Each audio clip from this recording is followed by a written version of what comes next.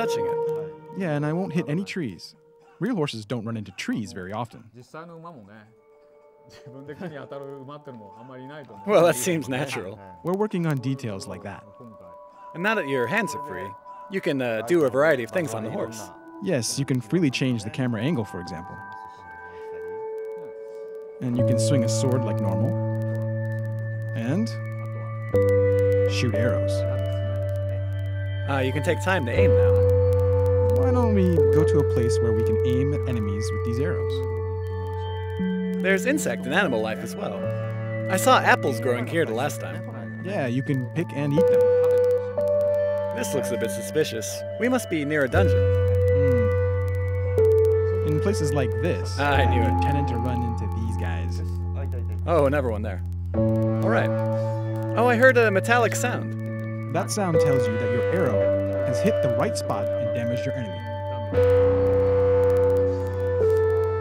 And then in situations like this, You can vault off the horse. yes, while jumping, you can shoot arrows. I see. And you're in slow motion while jumping off the horse. Yes, Wow, easier to aim. So how far away is our destination from here? well, it'll still take about 4 or 5 more minutes, I suppose. 4 or 5 minutes more.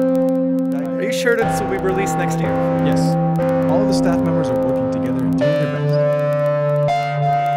By the way, Mr. Mimo, how about your Star Fox title? What? Star Fox? You're asking me that now?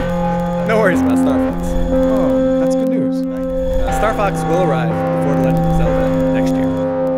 The way it uses the gamepad is really starting to feel good. Oh, but before that comes out, we'll release Majora's Mask.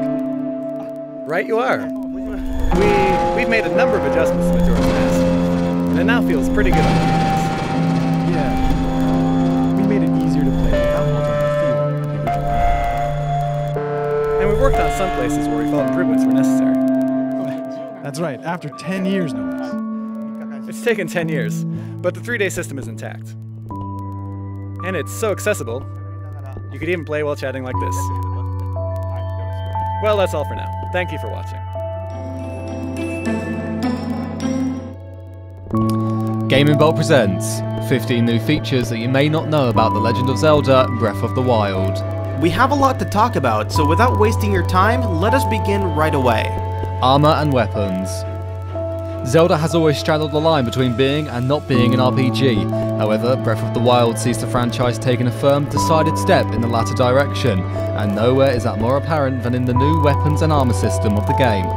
Rather than just being given a sword at the beginning of the game and then being stuck with that weapon, as has been tradition for this series for as long as anyone can remember, the game now offers the player the chance to choose from all kinds of weapons. Spears, axes, clubs, swords, and what have you, littered all throughout the world for you to acquire. And each weapon has its own perks and downsides. A spear is fast and has more reach, an axe is slow but powerful, clubs are big and slow but you can light them on fire to deal with more damage to enemies when you hit them. Durability. Weapons in Breath of the Wild can now accumulate damage over time, so you'll have to keep an eye on that. Weapons in Breath of the Wild will degrade fast, and it will be advisable for players to stock up on them. The durability of a weapon is determined by a stat system, so if you keep using a low-ranked axe against a boulder, for example, don't expect it to last very long. Gathering resources. Breath of the Wild takes a step away from another long-running series tradition that parts will only be available in the world. This means that if you want to restock health, you're going to have to collect resources and eat food. Eating good food will increase your health by a bigger margin than eating uncooked food. And similarly, eating food cooked over a pot is a lot more effective than food that's been cooked over a campfire. Survival elements. One of the major factors that will affect your traversal through Hyrule in Breath of the Wild will be the different kinds of climates in different areas. Link can no longer go into an area that is too hot or too cold or he will take damage, and the only way you can avoid this is to adapt to the temperatures. One way to do this is to get better clothes. Alternatively, you can build a fire to stay warm or use a torch, or even cook various things such as different potions that grant different kinds of resistant buffs. And you actually need to build the fire now, as in gather wood, chop it up, and then use a flint to light it. Tagging enemies, marking the map. This is a small detail, but one that is significantly new to the Zelda franchise. You can now tag enemies so that you're always aware of their position.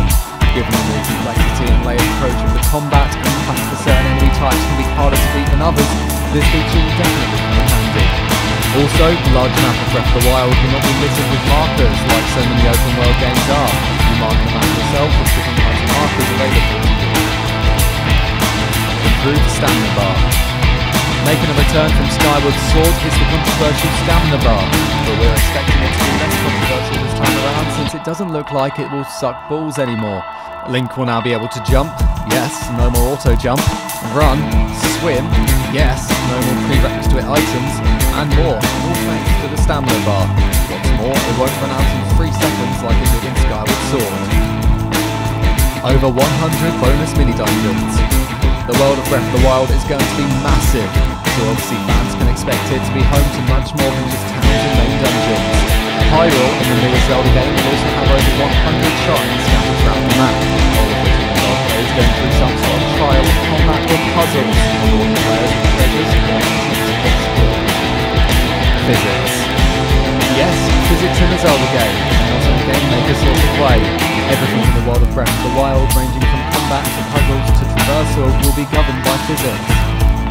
If you roll a large boulder down a hill, it can crush any enemies in its path. If you see a path of dry grass, you can burn it and let the wind spread the flames. You can chop trees to create makeshift bridges to cross chasms, but make sure you don't upset their balance or they might roll off into the abyss and take you with them. Enhanced combat.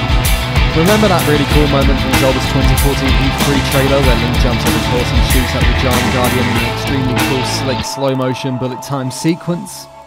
You can do exactly that in the Breath of the Wild itself thanks to new enhanced combat. Everything from horseback combat, making a return from Twilight Princess, to more elaborate combos aided by multiple weapon types, to bullet-time strikes, to dodges and parries and counterattacks allow for a far more engaging combat experience in Breath of the Wild than in any Zelda game ever before. Enhanced stealth. Stealth is going to play a much larger role in Breath of the Wild than Zelda fans are used to, and it's going to be backed by mechanics dedicated solely to stealth-based gameplay. For example, enemies will now react to sound. Enemies have alert statuses, which will be indicated by icons similar to what Metal Gear fans might be familiar with.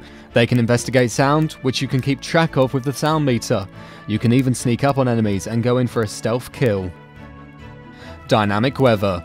Seems like dynamic weather is all the rage these days. Popularised, though certainly not introduced, by The Witcher 3. The Legend of Zelda is going to become the next series to incorporate this feature into its game world with Breath of the Wild. I'm pretty sure you know how dynamic weather works in a game, but just in case you don't, here are some examples to help you understand.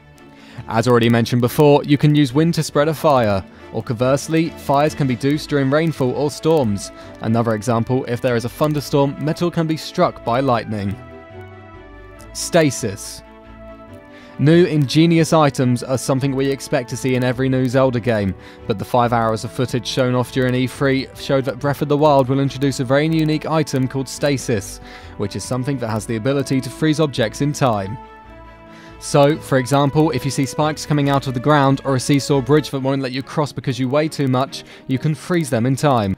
What's more, stasis can be used to freeze any static object, and you can then hit the object and transfer kinetic energy into it, so that when the item's effects wear off, that object will explode in the direction you were hitting it.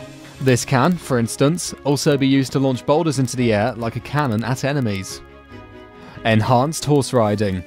Horse riding is back in Breath of the Wild after its omission in Skyward Sword was dearly missed. Thankfully, it looks like Nintendo have built up the feature even more in the intervening 10 years.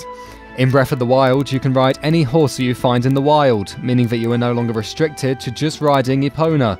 Also, when you do ride horses, you can be relatively hands-off. Emergent gameplay.